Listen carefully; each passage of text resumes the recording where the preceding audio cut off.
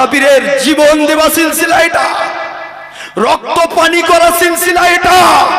এই সিলসিলার বাপ দাদু ভাইগুলোকে, আমার নওজোয়ান গুলোকে তোমরা যদি ডিভাইড করার চেষ্টা করো, যেদিন মুখ খুলতে ধরবো সেদিন পালার জায়গা পাবে না। কথা ঠিক না বেটি?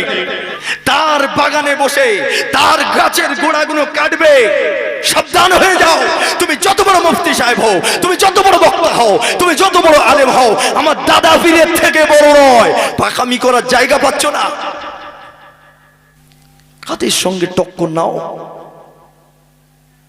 তুমি দিনের কাজ করো, আমি তোমার শত্রু নয়। তুমি মাদ্রাসা চালাও, তুমি আমাদের বাচ্চাদের এডুকেশন দাও, এদের ভিতরে দিনের জ্ঞান দাও। এই নিয়ে মাইকে ঢোল বাজানোর তো কোনো দরকার নেই। আমার দাদা পীরের আওলাদেরা কটা ঢোল পিটিয়েছে? সিলসিলার খেদমত করছো,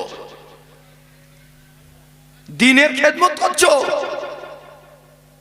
14,000 15,000 20,000 করে নিচ্ছ, আর দিনের খেদমত হচ্ছে লম্বা চওড়া ঘটনা। যে রোগ হয়েছে সেই মাল দে, সেই ওষুধ দে। কথা ভুল বলছি?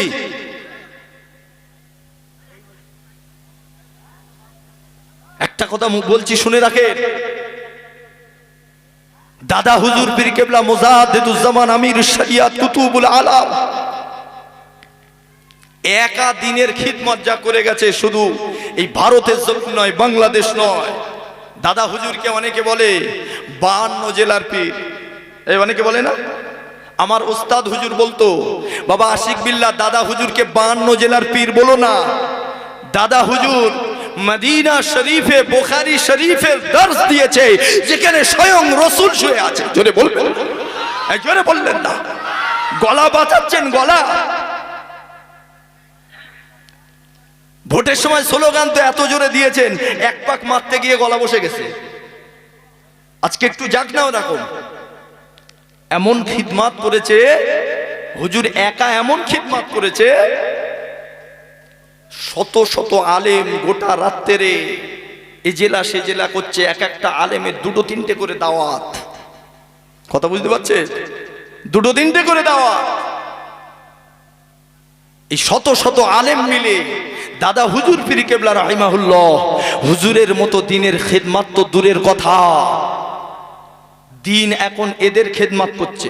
কাদের দিন? ইসলাম এখন হুজুরদের খেদমত চালাচ্ছে। প্রায় হুজুরদের কাছে এই মাল দেখবেন, এর দাম জানেন? প্রায় হুজুরদের কাছে এই সব দামি দামি গাড়ি, তলার উপরে তলা বাড়ছে, একটা করে বছর যাচ্ছে, হুজুরের বাড়ি চেঞ্জ হয়ে যাচ্ছে। আর আমার সমাজ রসাতলে যাচ্ছে, রসাতলে যাচ্ছে। হয়েছে জ্বর আর পায়খানার মাল দিয়ে পালাচ্ছে। সারবে কি করে? আর প্রায় স্টেজগুলো কি বলবো, গীবতের স্টেজ বানিয়েছে। প্রায় স্টেজগুলো দেখবেন হড়হড় করে টেনে নিয়ে যাবেন, হড়হড় করে। লাভ তোর এই জন্য আনিছি আমি, তোদের নিজেদের সমস্যা নিজেরা মেটা। স্টেজ আমরা শুনতে চাইনি। শালা মাথার ঘাম পায়ে ফেলে টাকা ইনকাম করি, তোকে 14,000 15,000 দেবো। হাদিস শোনা, কোরআন শোনা, বলতে পারেন না? কে তোকে কি বলেছে, সে তোকে কি বলেছে, ওসব আমরা সোশ্যাল নেটওয়ার্ক দেখে নেবো। তোর কাছ থেকে আমি ওসব শুনবো না। আমি উভয় পক্ষকে বলছি, কথা বুঝছেন? উভয় পক্ষকে বলছি। তবে হ্যাঁ, আমি সাবধান করে দিতে চাইছি, আমার দাদা পীরের সিলসিলাকে নিয়ে যদি, দাদা পীরের জীবন দেওয়া সিলসিলা এটা, রক্ত পানি করা সিলসিলা এটা। এই সিলসিলার বাপ দাদু ভাইগুলোকে, আমার নওজোয়ান গুলোকে তোমরা যদি ডিভাইড করার চেষ্টা করো, যেদিন মুখ খুলতে ধরবো সেদিন পালার জায়গা পাবে না। কথা ঠিক না বেটি? জোরে বলতে পারলেন না? ঠিক না বেটি? পেশাব করতে জানতে না, মাথায় টুপি দিতে জানতে না, পাঞ্জাবিটা কেরাম হবে তুমি জানতে না। দাদা হুজুরের অক্লান্ত পরিশ্রমে রক্ত পানি করাতে আজকে বাংলার মানুষ এই ধরনের জান্নাতের বাগানগুলো এরা বানাতে শিখেছে। কথা ঠিক বলছি না ভুল বলছি? তার বাগানে বসে তার গাছের গোড়াগুলো কাটবে। সাবধান হয়ে যাও, তুমি যত বড় মুফতি সাহেব হও, তুমি যত বড় বক্তা হও, তুমি যত বড় আলেম হও, আমার দাদা পীরের থেকে বড় নয়। তুমি আলেম, তুমি ইবাদত করো, রাত জেগে জেগে ইবাদত করো, তুমি পীর হবে, তুমি ওলি হবে, তুমি মুজাদ্দিদ হবে, তুমি মুজাদ্দিদ হবে।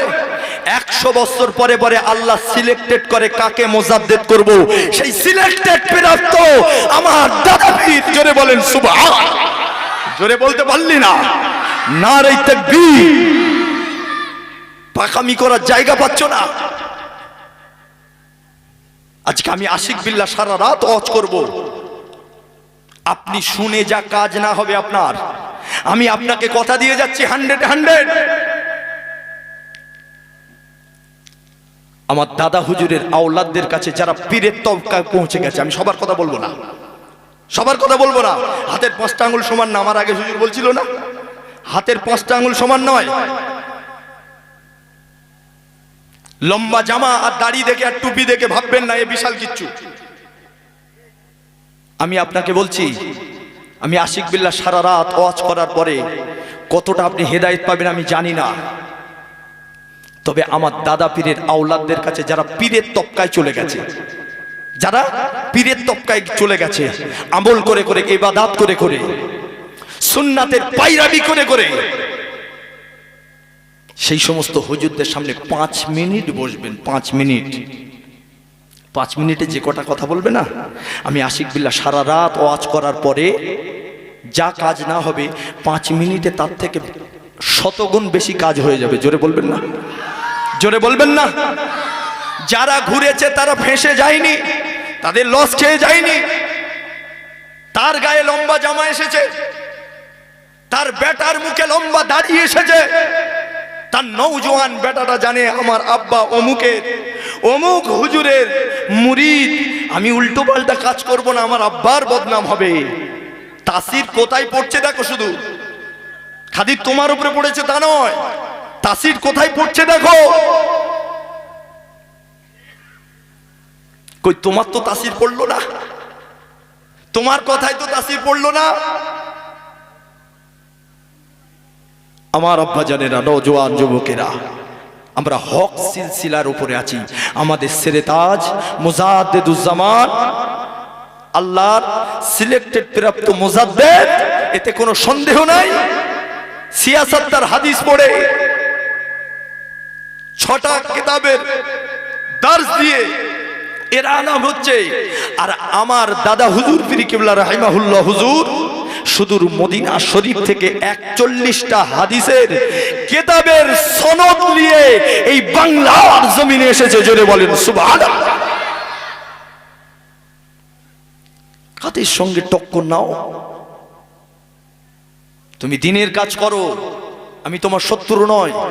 তুমি মাদ্রাসা চালাও, তুমি আমাদের বাচ্চাদের এডুকেশন দাও, এদের ভিতরে দিনের জ্ঞান দাও। এই নিয়ে মাইকে ঢোল বাজানোর তো কোনো দরকার নেই।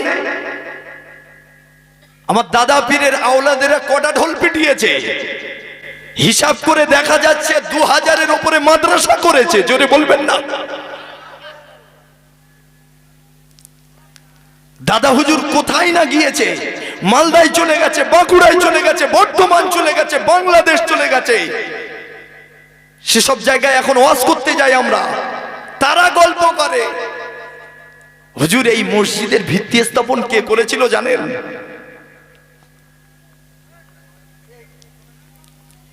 গিয়ে বলছে এই গ্রামে মসজিদ নেই বাবা। বলছে হুজুর না।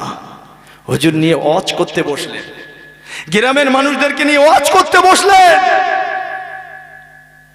কলিজা নরম হয়ে গেল তাদের। বাবা এবারে হাত তুলে বলো, আল্লাহর মসজিদের জন্য 4 কাঠা জায়গা, 5 কাঠা জায়গা কে দেবে বাবা? 1 ঘন্টার ওয়াজের মজলিসের ভিতরে 5 কাঠা জায়গা উঠে গেল। সকাল হয়েছে, হুজুর সেই জায়গায় কোদাল দিয়ে মসজিদের ভিত্তি স্থাপনের জন্য হুজুর এক কোদাল মেরে দিলেন, দু চার কোদাল মেরে দিয়ে হুজুর ফুরফুরাই ফিরে এলেন। সেখানে আজও নামাজ চলছে। জোরে বলবেন না, জোরে বলবেন না। নারে তাকবীর। মাসলাকে মুজাদ্দিদুজ জামান, মাসলাকে মুজাদ্দিদুজ জামান, মাসলাকে মুজাদ্দিদুদ দুশমনেরা দূর হও, মাসলাকে মুজাদ্দিদুজ জামানের শত্রুরা দূর হও। জোরে বলতে পারলেন না?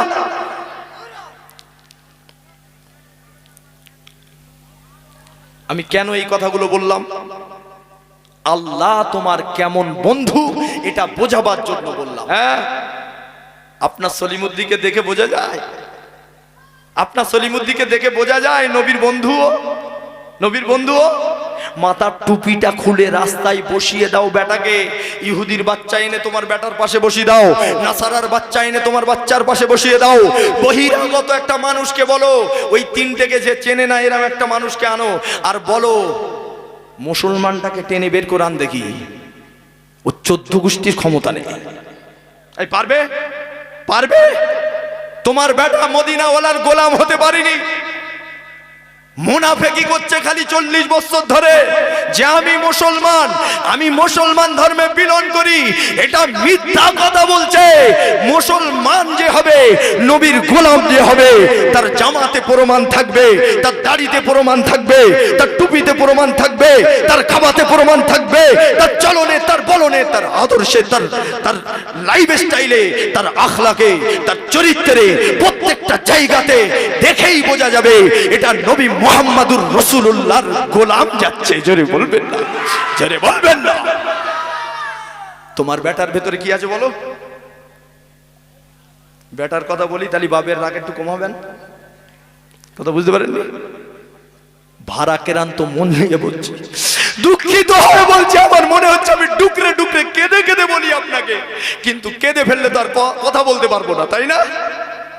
তোদের পা গুলো যদি এক জায়গায় থাকতো আমি একটু জড়িয়ে ধরে বলতুম, ভাই রে আর মদিনাওয়ালাকে কষ্ট দিস না, আমার নূর নবীকে কষ্ট দিস না, অনেক কষ্ট দিচ্ছিস। নবী সুন্নাতের গলায় আর ছুরি চালাস না রে। সে কাঁদছে, সে কাঁদছে, সে কাঁদছে, সে আমার তোমার জন্য কাঁদছে। মদিনার সবুজ গম্বুজের নিচে বিশ্ব নবী, দয়াল নবী আজও কাঁদছে, কাঁদছে, তোমার জন্য কাঁদছে, বন্ধুদের জন্য কাঁদছে। বন্ধু রিপ্লাই করছে না, বন্ধু রিপ্লাই দিচ্ছে না, না তো কবে এসে দেখা করে যেত। জোরে বলেন সুবহানাল্লাহ, জোরে বলেন সুবহানাল্লাহ। আপনি রিপ্লাই দিতে থাকেন, আপনি রিপ্লাই দিতে থাকেন, বারবার রিপ্লাই দেন, হুজুর আমিও আপনাকে ভালোবাসি, হুজুর আমিও আপনাকে ভালোবাসি, ওই জন্য জামা পরেছি, হুজুর দেখেন আপনার মতো করে পরেছি, আমি আপনাকে ভালোবাসি, আপনার মতো দাড়ি রেখেছি, হুজুর আপনি মাথায় টুপি দিতেন তাই আমিও টুপি দিতে ধরেছি, হুজুর আপনি খান দস্তরখান বিছিয়ে তাই আমিও দস্তরখান বিছিয়ে খাই, হুজুর আপনি যা যা করেছেন আমি চেষ্টা করছি আপনার মতো করার। আর দরুদের নজরানা বেশি বেশি করে পৌঁছান, আপনি রিপ্লে দিতে থাকেন, ওদিক থেকে একদিন কখন ঘুমির ঘরে গভীর রজনীতে মদিনাওয়ালার নূরের চেহারা দেখতে পেয়ে যাবেন। জোরে বলেছে, আরো জোরে নারে তাকবীর। আমি কারুর গীবত করলাম বাপ? কথাগুলো প্রয়োজন ছিল না? ছিল না? এক শ্রেণীর আলেম আমাদের মজক ধোলাই করছে। আমি কোনোদিন এইভাবে বলি না, আমাকে অনেকবার রিকোয়েস্ট করা হয়েছে, আমি দেখছি না আর মুখ বন্ধ রাখা যাবে না। যেখানেই যাব আমার দাদা পীরের সিলসিলার কথা একটু হলেও আল্লাহ তুমি বলিয়ে নিও। জোরে বলেন সুবহানাল্লাহ।